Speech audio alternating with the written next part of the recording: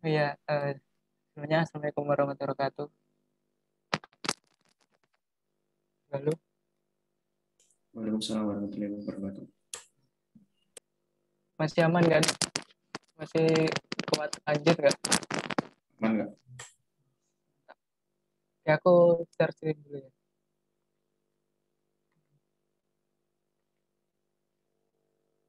Udah masuk ya? Oke, uh, kalau udah. Jadi kali ini kita bakal diskusi tentang asinkronus pada JavaScript. Nah, sebenarnya uh, di project kita sebelumnya itu kita udah menerapkan yang namanya sinkronus JavaScript, nggak pakai A ya, sinkronus JavaScript. Nah, apa sih perbedaan keduanya itu? Mari kita coba.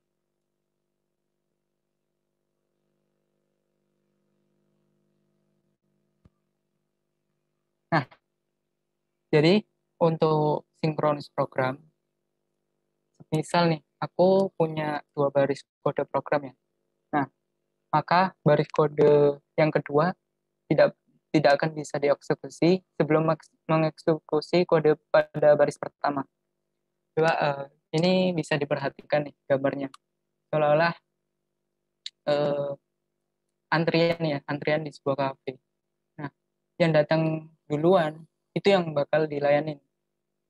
Si pelayan tidak bakal ngelayanin antrian kedua atau antrian selanjutnya. Karena yang antrian pertama lah yang akan dilayani. Nah, habis itu yang namanya sinkronus. Sampai sini paham nggak sinkronus itu apa? Jadi intinya itu yang datang lebih dulu atau yang dieksekusi itu Pak. Benar. Jadi datang terlebih dahulu itu yang dieksekusi. Jadi baris program yang sebelumnya kita buat di project-project sebelumnya itu kita sebenarnya udah menerapkan sinkronus. Nah, lalu apa sih perbedaannya dengan sinkronus? Nah, misal nih, aku punya 2 baris kode lagi ya. Nah, baris kode kedua itu bisa dieksekusi tanpa kita harus menunggu kode pada baris pertama selesai dieksekusi. Nah, dalam dunia nyata nih, kita bisa bayangkan dengan memesan kopi, namun memesannya melalui pelayan.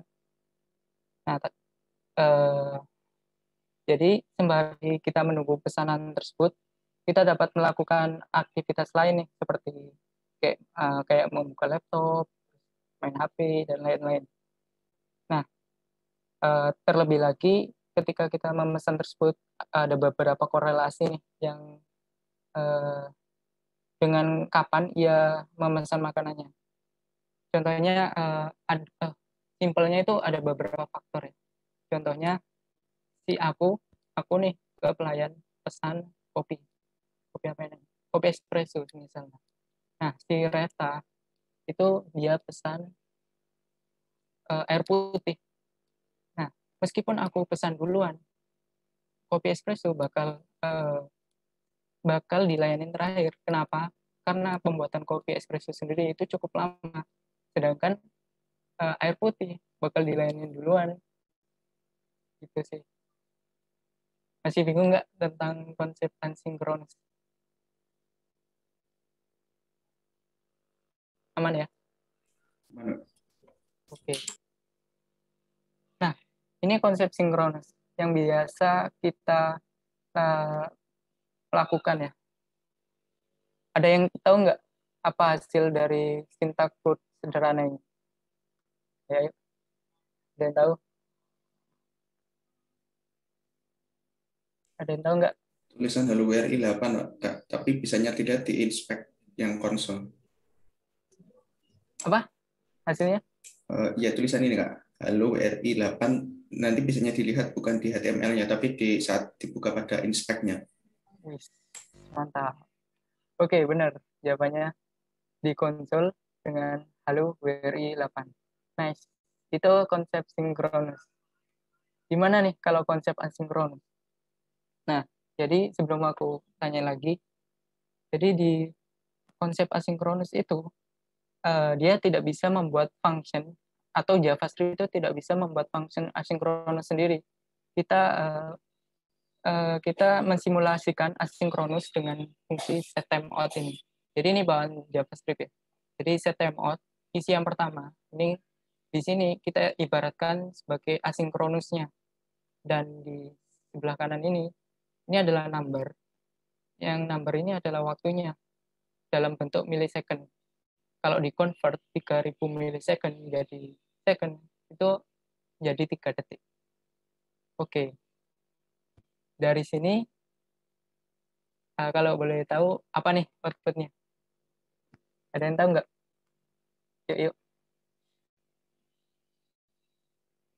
Mohon maaf Kak, pertanyaannya tadi kurang jelas Kak. Oke. Jadi, output dari sintaksis sederhana ini apa?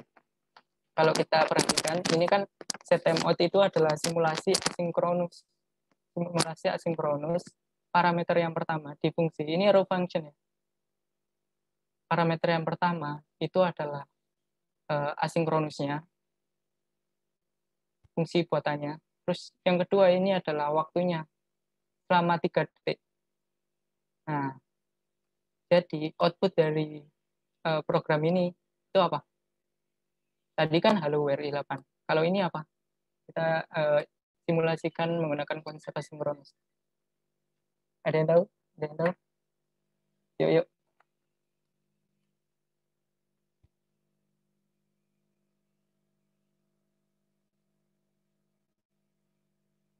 Aman, aman. Oke, kalau nggak ada yang tahu. Oh ini, mau jawab ya? Monggo, monggo. Enggak. Apa mungkin waktu untuk eh, apa keluarnya gitu Kak? Mungkin Kak? Benar, waktu untuk keluarnya. Oke, gimana, gimana? Mungkin bisa nebak.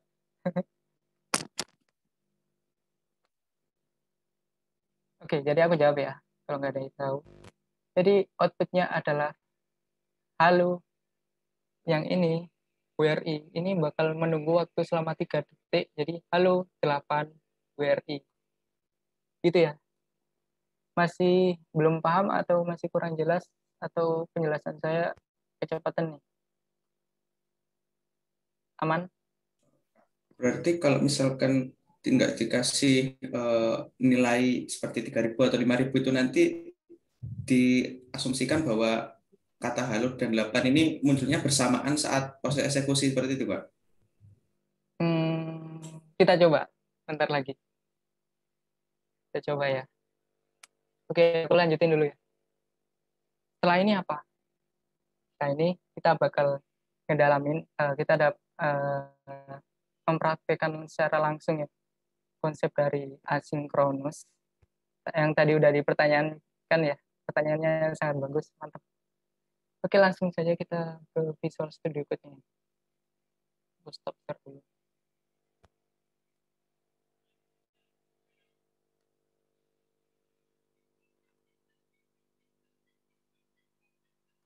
Ini udah masuk nggak? Sudah, Pak. Oke, mantap.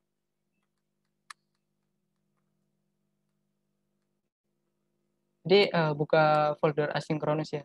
Nanti di sini udah ada shortcode-nya. Jadi yang ditanyakan console log halo gitu ya. Console log halo, halo. Terus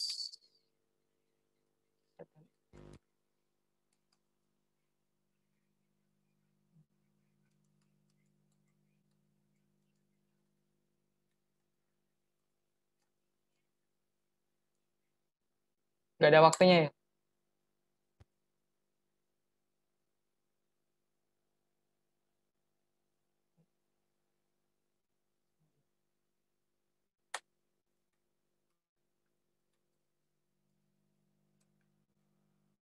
Oke, kita jalankan dulu.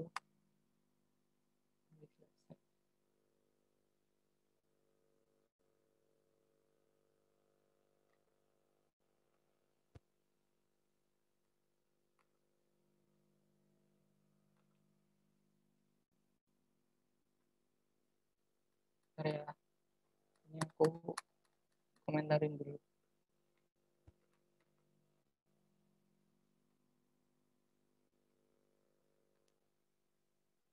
Nah, jawabannya adalah sama. Meskipun nggak ada waktunya, karena si set timeout itu dia itu adalah asynchronous function. Meskipun nggak ada waktunya, ini ibaratkan asinkronus. Jadi yang dijalankan adalah 8 dulu, baru where if. Gitu. Oke, masih aman?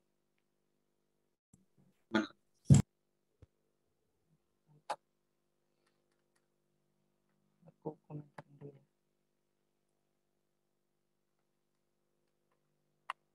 Nah, pertama kita coba dulu yang sinkronus ya. Ini adalah baris kode yang biasa kita lakuin. Ini aku pakai template literal.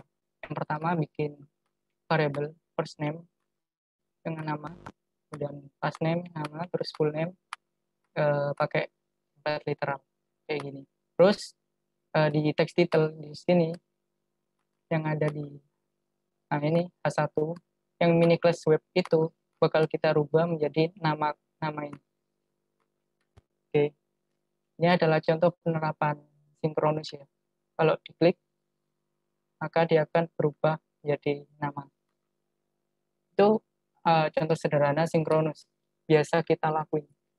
Nah, lalu gimana penerapan waktu asinkronus? Dan sebenarnya untuk apa sih? Kalau kita bicara tentang API, kemarin kan kita udah bikin project yang menerapkan API itu. Nah, di API itu sebenarnya API itu bergantung pada koneksi ya. Kalau koneksinya lambat, maka di API itu koneksinya bakal lambat juga. Oleh karena itu, dengan adanya asinkronus ini, kita bisa melakukan ini ya, melakukan simulasi seolah-olah si ini adalah API-nya. Oke.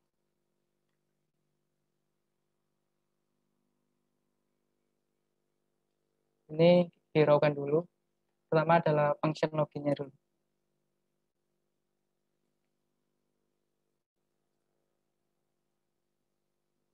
Nah, jadi yang tadi kan, ini aku copy dulu ya.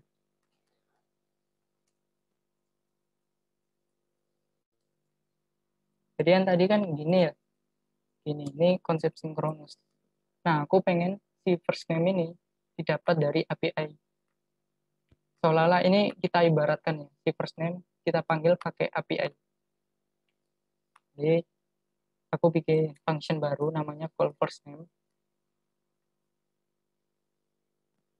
Oh, sorry. Ini yang callback ya.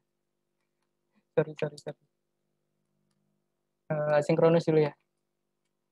Ini contoh penerapan asinkronus yang tadi udah aku praktekin ya, yang udah aku terapin di PPT tadi ya. Ini konsep asinkronus. Jadi dia pakai simulasi set timeout yang return namanya. Kemudian 5.000. Oke, terus di sini kita panggil fungsi tersebut, fungsi yang ini kita panggil di first name. Oke, kalau gini outputnya gimana nih? Kita coba ya. Aku kasih alert dulu. Klik. Oke, jadi aku klik buttonnya, klik OK, kemudian tunggu selama 5 detik, maka undefined dulu. Nggak bisa nunggu karena asinkronus, undefined juga V. Kayak gitu. Dia nggak bisa kebaca.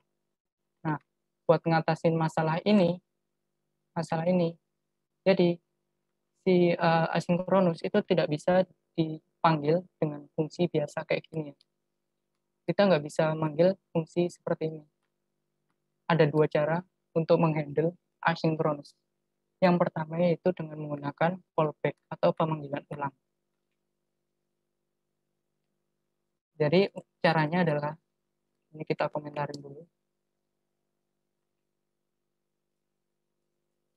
Caranya adalah kita bikin parameter CP, atau ini bebas ya. Kalau teman-teman mau pakai callback ini, atau apa, bebas lah. Ini just parameter dong. Aku pengennya CP biar lebih simpel. Kemudian set timeout CP. Ini CP dapat dari sini. Karena dia pemanggilan ulang callback, sesuai namanya, pemanggilan ulang. Jadi kita kasih CP, kemudian dia itu nge-return siapa. Jadi naufal. Oke, baru deh kita panggil di sini. Nah, cara pemanggilannya bukan gini. Cara pemanggilannya adalah kayak gini. Kita panggil nama functionnya, ini kan call first name. Kemudian parameternya apa sih? Yaitu result, hasil dari setMod-nya.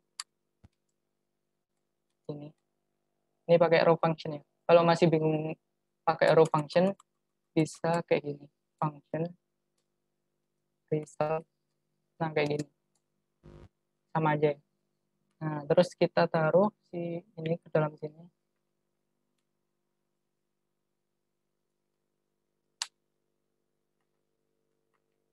Oke, jadi cara pemanggilnya bukan call first name lagi, tapi sorry, ini bukan ini ya, result. Dia parameter. Nah, jadi yang dipanggil adalah si resultnya. Oke, coba kita jalankan pakai error. Kita cek di spec dulu ya, cek di spec elemen. Nah, aman, nggak terjadi error. Kita klik login, munculin pop-up, kemudian tunggu selama 5 detik. 1, 2, 3, 4, 5. Oke, kita udah berhasil pakai function callback, yaitu penanganan asinkronus menggunakan callback. Di sini ada yang masih bingung? Punya saya kok nggak muncul alertnya ya, Kak? Oh, itu aku pakai sendiri. Coba kasih alert di Ya, login. sudah Kak. Ini juga sama tetap 1,5 detik tulisannya juga nggak berubah. Udah dikasih alert gini. Oh, coba share sini ya. Iya Kak. Belum bisa share screen nggak? Oh, iya. Jadikan host dulu ya. Bentar. Namamu siapa? Oh, Hamid. Ilham. Jadi, JO host. Oke, ntar aku jadiin host lagi ya. Ya. Oke, monggo. Kalau yang lain masih bingung, tanya juga Sudah ya, nggak apa-apa. terlihat Kak? Udah. Ini Kak, tetap Kak. Oke. Karena, kenapa itu ya? Coba masuk ke login, function login. Nah, itu, aku tadi salah. Si result itu bukan nama function, tapi parameter. Kalau first name itu. Si Ini. result. Nah, itu bukan nama function, tapi nama parameternya. Coba si result hapus, ditaruh di dalam kurungnya. Ya. Nah, itu. Sip. Nah, cara pemanggilan callback juga bukan gitu. Kamu panggil pakai result hasilnya itu, yang first name. Itu pakai result. Jadi itu cara pemanggilan callback. Coba tunggu selama 5 detik. Oh, ini kayaknya belum kemana ya? Belum, JavaScript-nya belum dipanggil ya? Coba. Tetap nggak saya rubah gitu. Hmm, Apa nih? Dihilangi ini ya? ya, coba hilangin dulu. Ya, terus. Oke, masih belum bisa. Buat ngetesnya, yang index.js di atas sendiri kamu kasih alert. Index.js di atas sendiri. kasih alert sukses gitu.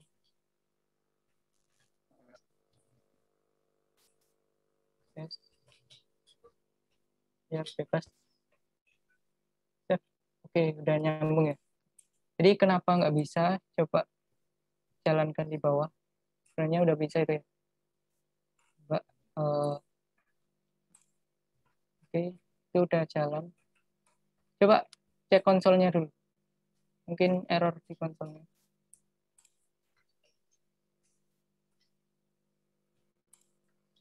Nggak deh.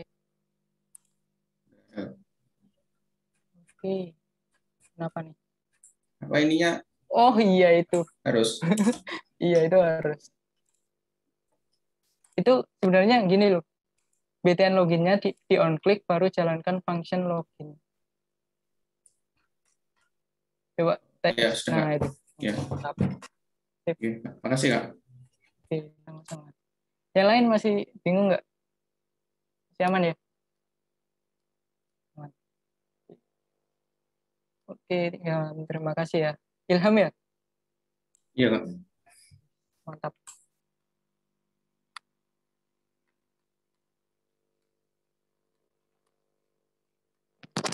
Itu cara pemanggilan callback ya? Oke, aku lanjutin ya. Selanjutnya di UKV ini, aku pengen manggilnya lewat API tadi, tapi beda beda function ya, beda endpoint. Jadi kita bikin function baru namanya calls name. Ini komentarnya kita buka dulu. Sama caranya sama kayak gini, CP. Ini boleh dikasih callback juga boleh, tapi di sini harus diganti juga callback. Oke, gitu. Terus, nah, jadi untuk pemanggilan uh, callback, kita tidak bisa langsung manggil gini ya, kayak tadi. Nggak bisa langsung manggil call last name gini. Coba kita perhatikan. Klik login, kemudian oke, tunggu waktu 5 detik. 1, 2, 3, 4, 5.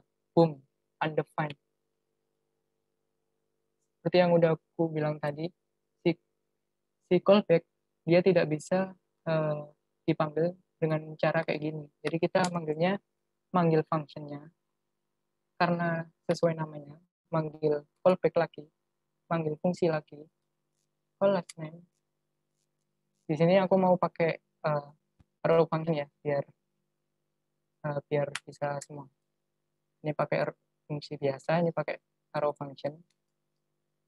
Ini kasih result 2. Oke, jadi ini kita taruh atas. Ctrl X. Nah, jadi yang last name ini kita ganti dengan result 2. Nah, sekarang kita coba ya. Klik login. Klik login. Oke, tunggu waktu 5 detik. 1, 2, 3, 4, 5. Boom. Kenapa nih? Oke, udah ya. Berhasil. Oh, itu tadi aku salah ya. Ini tunggu 10 detik ya. Karena fungsi yang pertama 5 detik, fungsi yang kedua 5 detik. Jadi kalau dijumlahkan 10 detik. Nah, itulah cara pemanggilan callback. Namun, kalau dilihat-lihat di sini, cara pemanggilannya itu ke dalam ya. Kalau aku bikin fungsi, bikin kayak gini. Terus aku bikin fungsi lagi, masuk lagi. Terus aku semisal mau bikin fungsi lagi ya. Fungsi call cons bla bla bla. Terus manggilnya ya udah di sini lagi. Terus aku mau bikin lagi fungsi. Terus manggilnya di sini lagi. Coba bayangin kalau functionnya ini banyak banget. Coba bayangin. Wah, pastinya ribet banget ya. Iya dong. Makanya di sini ada uh, pemanggilan penanganan asinkronus yang lain, yaitu dengan menggunakan promise. Jadi promise itu adalah janji. Ini udah disupport oleh ES6. Nah, yang tadi kita pakai callback itu, yaitu adalah JavaScript yang lama ya. Untuk JavaScript versi terbaru kita bisa menggunakan promise ini ya. Ini kita komentarin dulu karena udah nggak kepake. Komentarin. Oh iya, sebelum itu, sebelum melangkah ke promise, apa masih ada yang dibingungkan atau kurang jelas? Masih aman ya? Aman. Oke, mantap. Pertama, ini kita aktifin dulu ya di function login. Oh, sorry, lupa ini.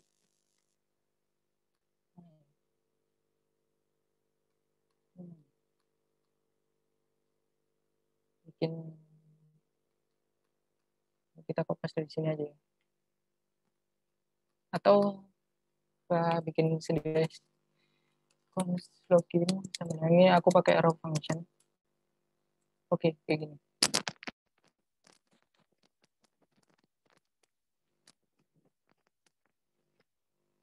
Oke. Jadi kita pakai promise yang biasa dulu ya. Pakai promise yang biasa. Ini kita copy dulu yang tadi.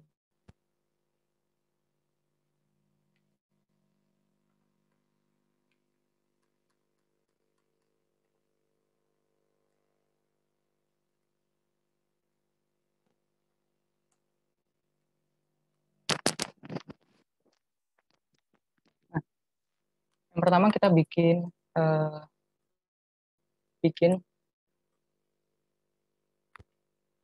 fungsi call first name dengan menggunakan promise. Tadi kan kita sudah menggunakan callback ya. Sekarang kita menggunakan promise. Jadi promise itu sebenarnya sama kayak callback. Ya, untuk menghandle asinkronus, konsep asinkronus. Caranya adalah kayak gini, return new promise. Yang kedua, parameternya adalah resolve dan reject. Parameternya hanya dua ya, atau bisa satu. Yang resolve ini buat yang berhasil, dan yang reject ini buat yang gagal. Kenapa? Karena ketika kita memanggil API, biasanya tuh endpoint-nya kan, atau misal nih, linknya salah, terus koneksinya jelek, ini bisa dihandle pakai reject ini. Karena kita nggak pakai reject, jadi kita pakai promise saja. Jadi bisa satu parameter kayak gini. Sama kayak tadi, untuk pemanggilannya resolve local ini. Namun untuk uh, untuk pemanggilan promise bukan gini ya. Ini kita komen dulu. Untuk pemanggilan untuk pemanggilan promise bukan kayak gini. Jadi pemanggilannya adalah call first name, ini nggak ada parameternya. Kemudian pakai then. Then yang didenkan itu apa? Yang didenkan adalah reserve-nya.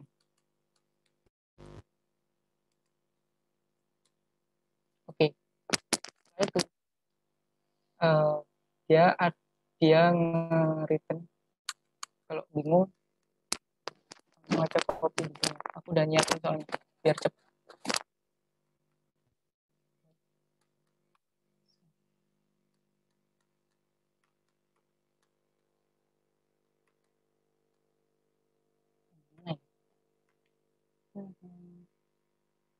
Nah, ini. Sorry. Aku juga lupa caranya. Jadi kita lihat di dokumentasinya aja ya.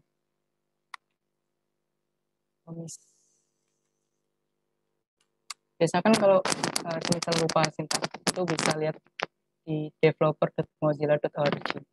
Jadi di sini dokumentasi dari JavaScript-nya. Kita bisa lihat cara penggunaan promise itu gimana sih.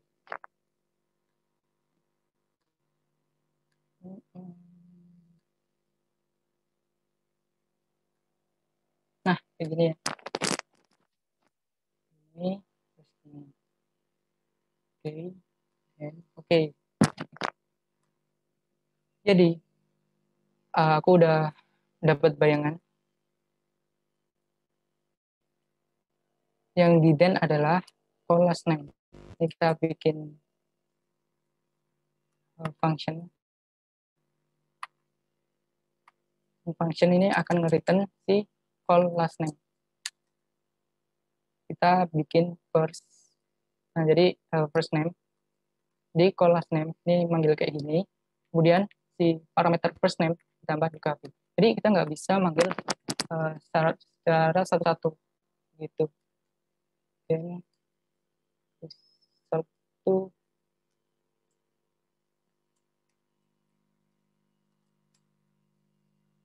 Oke, ini kenapa kok error ya? Kita lihat di JavaScript-nya dulu. Check index.js 76. Oke, 76.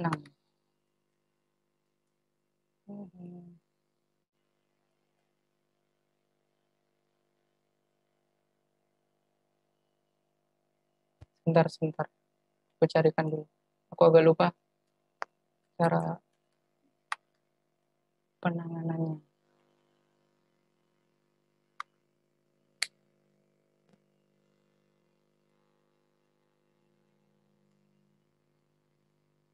Oh ya, sembari yang tadi itu masih belum berhasil, kita coba yang function kedua aja ya. Nanti aku coba-coba lagi. Kalau pakai biasa, soalnya agak ribet sih, sama kok. Tapi sebenarnya kalau di JavaScript sendiri, itu waktu kita menggunakan framework atau library React.js, itu kita menggunakan asynchronous await ya. Tapi kita alangkah baiknya belajar yang namanya promise dulu. Oke, ini kita komentarin dulu yang atas. Nice. Nah, sama ya kayak tadi. Nah, untuk pemanggilannya di sini pemanggilannya adalah promise, al, kemudian array, yang dipanggil adalah call first name, kemudian call last name. Kemudian then, ini array, result ini mengarah ke call first name, kemudian result to mengarah ke call last name. Sehingga then-nya ini confirm full name, result to. Ini pakai template literal ya. Kemudian di inner HTML. Seperti biasa. Oke, kita jalankan ya. Tadi udah ada banyak. Oke, kita klik login. Kita tunggu waktu 5 detik, 10 detik. 10 detik. Nah, udah berhasil. Terus dari Komix Al, ada yang mau ditanyain nggak?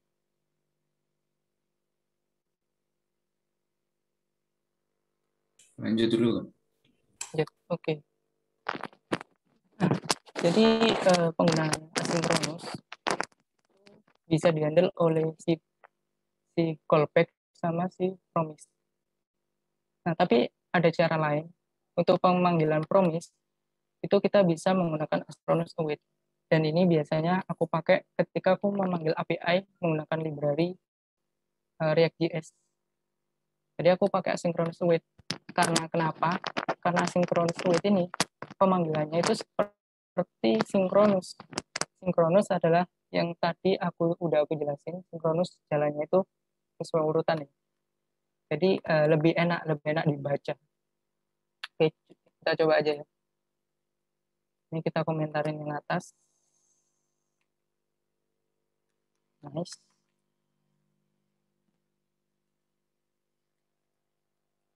Oke. Nah, cara pemanggilannya juga enak banget. Enak banget ya. Enak banget. Ini kayak tadi bikin name function call first name. Ibaratnya ini adalah API. Nah, di function login di sini, ini kita kasih asynchronous. Jadi, apa itu asynchronous? Jadi, ini adalah karakternya si asynchronous. Dia ditulis di awal sini. Nah, semua fungsi yang ada di dalam login ini, dia akan menggunakan await. Karena kalau tidak menggunakan await sendiri, dia nggak bakal dieksekusi. Jadi, await, terus nama functionnya. Await, nama functionnya. Nah, kayak gini. Seperti kita menggunakan konsep sinkronus kan. Ya nggak sih? Nggak ribet kayak tadi kan. Ini kan menurutku ribet sih kalau pemanggilan kayak gini. Aku lebih suka konsep asinkronus yang seperti ini, pemanggilan promise menggunakan synchronous await, karena ini menurutku sangat mudah. Coba cek ya hasilnya. Klik login, tunggu selama 10 detik. 1, 2, 3, 4, 5, 6, 7, 8, 9, 10. Kecepatan ya? Oke, udah berhasil. Next, dari asynchronous await, apakah ada yang kurang jelas, teman-teman? Ada yang masih bingung? Asin C ini tadi itu nama dari fungsi atau bawaan dari JavaScript-nya, Kak? Bawaan dari asynchronous await. Jadi, emang ini karakteristiknya. Kalau kita lihat dokumentasi asynchronous await ya.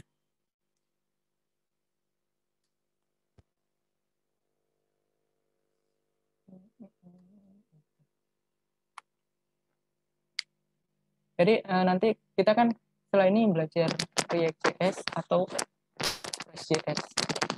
Nanti kita kemungkinan besar bakal menggunakan asynchronous await ya, karena lebih mudah dibaca oleh manusia. Nah, ini untuk dokumentasinya di asynchronous await.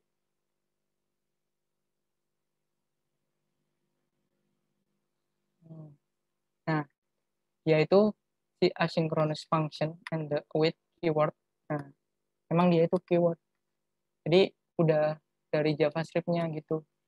Itu pemanggilannya kayak gitu emang synchronous code. Nah, Baik, kayak Kak. gitu. Terima kasih. Gimana? Mantap.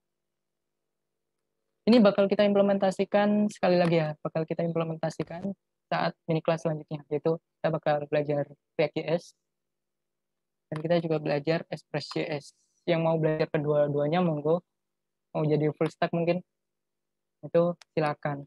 Jadi di sini kita dapat kesimpulan itu proses untuk menghandle asinkronus sendiri hanya bisa menggunakan 2 metode ya, yang tadi aku bilang. Itu kita bisa menggunakan callback. Yang kedua, kita bisa menggunakan promise. Oke, jadi ketika menggunakan promise, dia bisa dihandle dengan 3 cara. Yang promise yang tadi ya, yang JavaScript versi terbaru. Dia bisa menggunakan then, ini yang belum aku solve tadi. Yang kedua, kita bisa menggunakan promise all, yang ribet tadi. Dan yang ketiga, kita bisa menggunakan asynchronous await. Jadi, yang dibacanya kayak kita menggunakan synchronous. Dari asynchronous await, apakah ada yang dipertanyakan? Atau masih kurang jelas?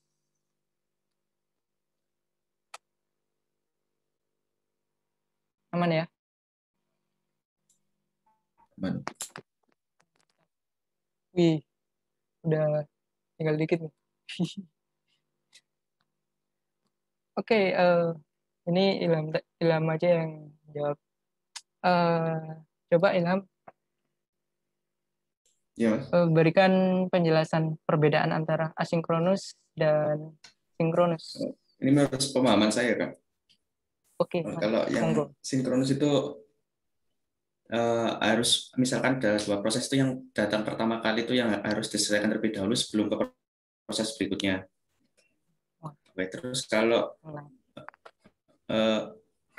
maaf ya tadi yang sinkronus, yang asinkronus itu menurut saya kayak kebalikannya dari sinkronus, Kak. Jadi tergantung dari itu tadi yang seperti dikasih, tergantung ibaratnya itu setup codingannya seperti itu. Nice. Mantap ya. Oke, mantap, mantap. Terima kasih. Ya. Baik, Kak, sama-sama.